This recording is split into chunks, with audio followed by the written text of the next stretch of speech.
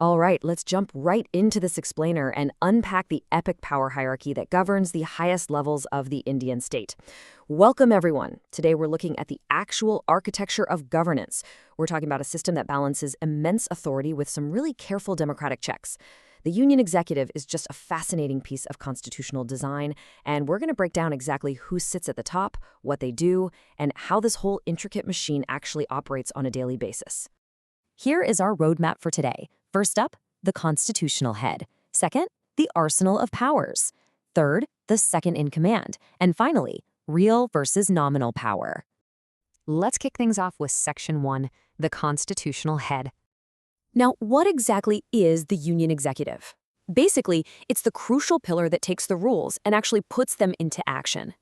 Think of the government like a massive operating system, right? The legislature writes the code, but the executive, they're the processor that actually runs it. Without them, laws and policies are literally just words on paper. They are the ones entirely responsible for the actual implementation. At the absolute pinnacle of this executing body sits the president. They serve as the constitutional head of the country, meaning they are the highest formal authority in the land. But wait, it doesn't stop there. They also hold the ultimate title of Supreme Commander of the Defense Forces. So it's a position of profound dignity and structural importance that really anchors the entire nation's governance framework. But you can't just walk into this job. To even be considered, a candidate must reach a specific baseline stat. They must be at least 35 years old. And, this isn't just some arbitrary number. It represents a constitutional expectation of maturity, experience, and the seasoned judgment you'd absolutely need for someone holding the highest office in the land. So, alongside that age requirement, and obviously the fundamental necessity of being a citizen of India, the president has to possess one very specific qualification. They must be eligible to be a member of the Lok Sabha. Now, the Lok Sabha is the lower house of India's parliament, directly elected by the people. By requiring the president to be eligible for this specific body, the Constitution subtly ties the highest office to the standards required of a direct representative of the public. It ensures a solid baseline of democratic legitimacy. But how do they actually get the job? Well, the president isn't chosen directly by the public in a general election.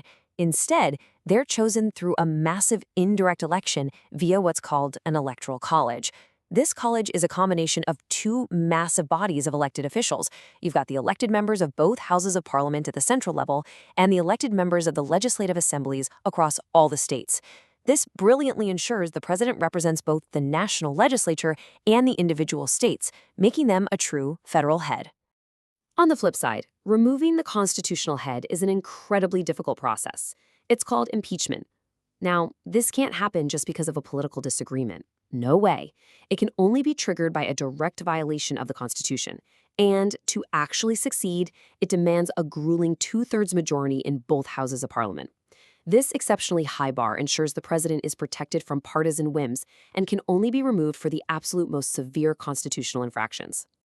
Moving right along to Section 2, the arsenal of powers. Once in office, the president possesses a massive arsenal of powers, categorized into 5 distinct tactical domains. Let's walk through this real quick. Under executive powers, they formally appoint the prime minister, the ministers, and other key officials. Legislatively, they summon the sessions of parliament and grant the final approval to bills before they officially become law. In the financial realm, their approval is an absolute must for money bills and the annual budget. And judicially, they actually have the profound power to grant pardons and reduce sentences. It's just a comprehensively designed toolkit that touches every single branch of the state.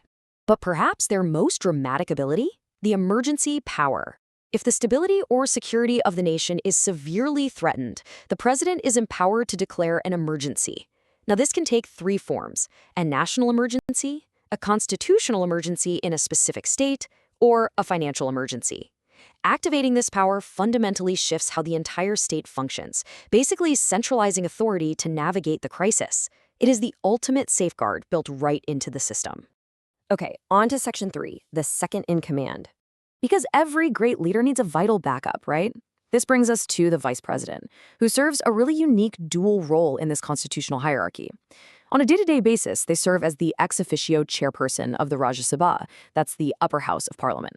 But their most critical function is to stand ready to act as the backup constitutional head if the office of the president suddenly falls vacant. They're basically the immediate fail-safe that ensures the top seat of the state is literally never left empty. Let's look at how their qualifications actually compare. While both have to be citizens of India and at least 35 years old, notice this really key difference. The president must be eligible to be a member of the Lok Sabha. The vice president, however, must be eligible to be a member of the Rajya Sabha. And this makes perfect sense. It aligns directly with their primary day-to-day role of chairing that very specific legislative house. The mechanics for the vice president are also slightly different. Their electoral college is smaller, consisting only of members of both houses of parliament, so the state legislative assemblies are not involved in this election. And when it comes to removal, it doesn't require a full-blown impeachment process. They can simply be removed by a resolution that is passed by the Rajya Sabha, where they serve as chairperson, remember, and then subsequently agreed upon by the Lok Sabha. And finally, Section 4, Real versus Nominal Power. This brings us to the ultimate twist in our constitutional lore, the core dynamic of the Indian state, a separation of dignity and execution. The president acts as the nominal or figurehead executive. Basically, all actions are taken in their name. However, the prime minister and the council of ministers wield the real governing power. So the president exercises their massive arsenal of powers, all those appointments, the bills, the pardons, specifically on the advice of the prime minister and their cabinet. So a really crucial question here is, if the prime minister has the real power, why do we even have this complex setup? Well, because while the prime minister runs the daily field operations and drives policy, the president and vice presidents are absolutely vital for maintaining constitutional stability. They ensure the smooth functioning of the legislature, they act as neutral umpires during times of political transition, and they represent the permanent continuity of the state, completely independent of whoever happens to hold the majority in parliament at any given time.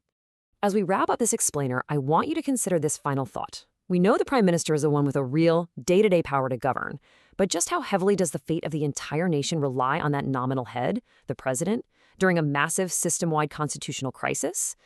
Think about it. When the regular rules of politics break down, it's that figurehead armed with their emergency powers and constitutional mandate who suddenly becomes the most important person in the country. Thanks so much for joining me on this deep dive into the Union executive, and keep questioning how the systems around